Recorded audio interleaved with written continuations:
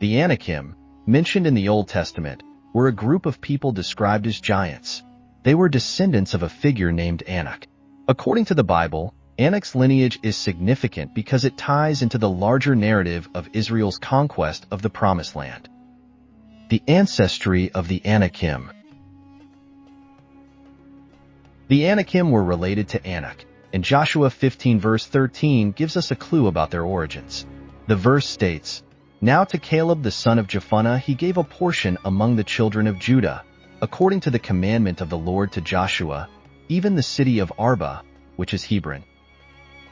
This shows that Hebron, also known as Kiryat Arba, was associated with Anak's forefather, Arba.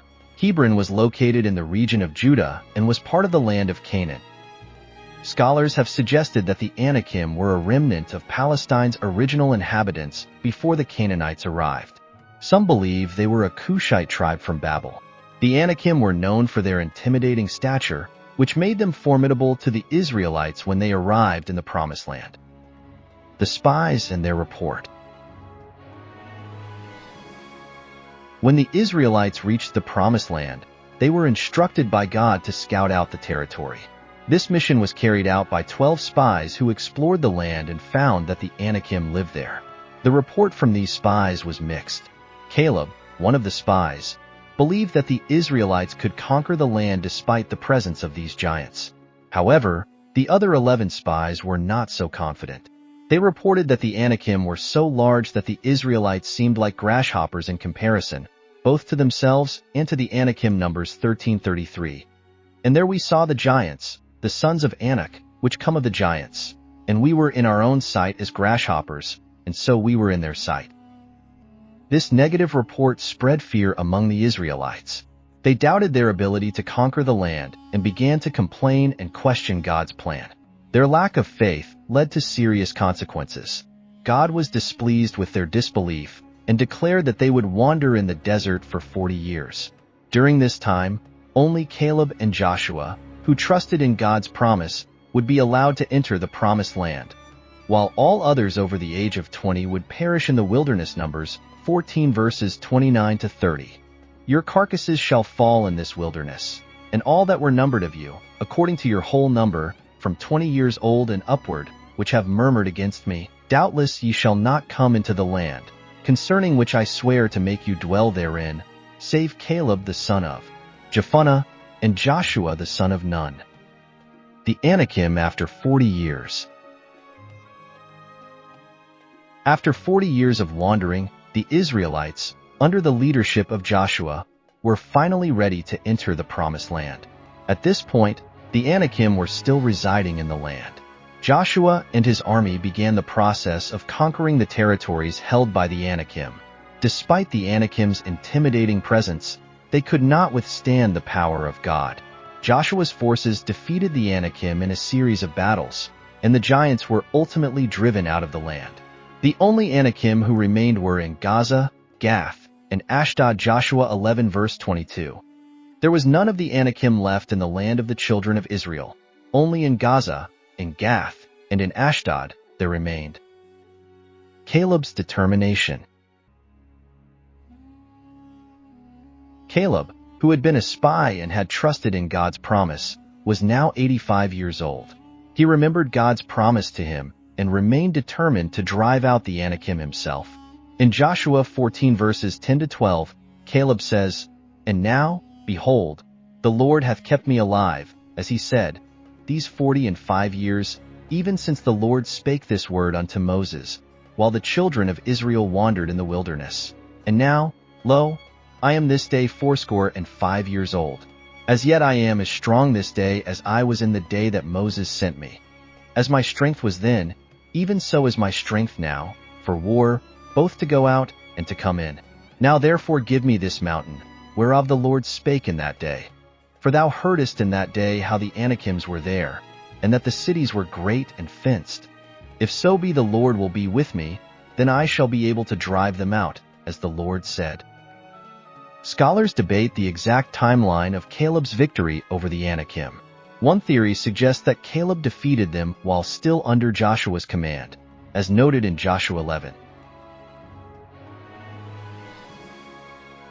Another viewpoint is that the Anakim reappeared after the initial battles, and Caleb had to drive them out once more. Regardless, Caleb succeeded in driving out the Anakim from Hebron and claimed the land for himself. The name and origin of the Anakim. The name Anakim is thought to mean long-necked, which can be interpreted as tall. The Hebrews believed that the Anakim were descendants of the Nephilim, a powerful race mentioned in Genesis 6 verse 4.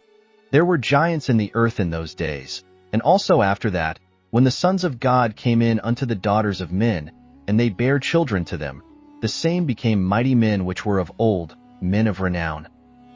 The Nephilim are described as mighty beings, and some interpretations suggest that the Anakim were related to these ancient giants.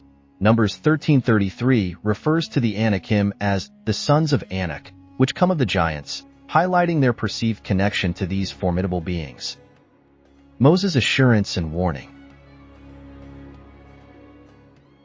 Moses reassured the Israelites of their mission to drive out nations greater and stronger than themselves. He emphasized that despite the Anakim's appearance and strength, God would act as a consuming fire to drive out these nations. Deuteronomy 9 verses 4-6 states, "After the Lord thy God hath cast them out from before thee, say not in thine heart, For my righteousness the Lord hath brought me in to possess this land. But for the wickedness of these nations the Lord doth drive them out from before thee. Not for thy righteousness, or for the uprightness of thine heart, dost thou go to possess their land. But for the wickedness of these nations the Lord thy God doth drive them out from before thee, and that he may perform the word which the Lord sware unto thy fathers, Abraham, Isaac, and Jacob. Understand therefore, that the Lord thy God giveth thee not this good land to possess it for thy righteousness. For thou art a stiff-necked people." Moses warned the Israelites not to believe that their own righteousness was the reason they were given the land. Instead, it was due to the wickedness of the Canaanites and God's promise to Abraham, Isaac, and Jacob. He cautioned them against spiritual arrogance and reminded them that they were not inherently righteous. The Israelites' fear and rebellion. Despite Moses' assurances, the Israelites were terrified by the sight of the Anakim. They saw themselves as insignificant compared to the giants and rebelled against God's command to enter the land. Their fear and disobedience were evident in their complaints and doubts about God's intentions. Deuteronomy 1 verses 26-28 recounts their rebellion. "Notwithstanding ye would not go up, but rebelled against the commandment of the Lord your God. And ye murmured in your tents and said, Because the Lord hated us, he hath brought us forth out of the land of Egypt, to deliver us into the hand of the Amorites, to destroy us. Whither shall we go up? Our brethren have discouraged our heart, saying, The people is greater and taller than we. The cities are great and walled up to heaven. And moreover we have seen the sons of the Anakims there." Moses urged them not to be afraid of the Anakim. However, their fear and disbelief led them to reject God's promises. Deuteronomy 1 verses 32-33 highlights their lack of faith. "Yet in this thing ye did not believe the Lord your God, who went in the way before you, to search you out a place to pitch your tents in, and fire by night, to show you by what way ye should go, and in a cloud by day." Consequences of the Israelites' disobedience. As a result of their rebellion, God was angered and declared that the generation of Israelites who doubted his promises would not enter the promised land. Deuteronomy 1 verses 34-39 details God's response. "And the Lord heard the voice of your words, and was wroth and sware, saying, Surely there shall not one of these men of this evil generation see that good land which I swear to give unto your fathers, save Caleb the son of Jephunneh. He shall see it, and to him will I give the land that he hath trodden upon, and to his children, because he hath wholly followed the Lord. Also the Lord was angry with me for your sakes, saying, Thou also shalt not go in thither.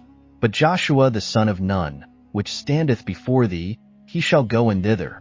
Encourage him. For he shall cause Israel to inherit it. Moreover your little ones, which he said should be a prey, and your children, which in that day had no knowledge between good and evil, they shall go in thither, and unto them will I give it, and they shall possess it." Only Caleb and Joshua, who had shown faith in God's promises, were allowed to enter the land. The rest of the Israelites were destined to wander in the wilderness for an additional 38 years due to their fear and rebellion. In summary, the Anakim were indeed considered giants and played a significant role in the Israelites' journey to the Promised Land. Their presence tested the faith of the Israelites and highlighted the importance of trusting in God's promises despite seemingly insurmountable challenges. If you found this video enjoyable, please consider liking and sharing it. Additionally, subscribing to this channel will ensure that you receive more updates in the future. Thank you.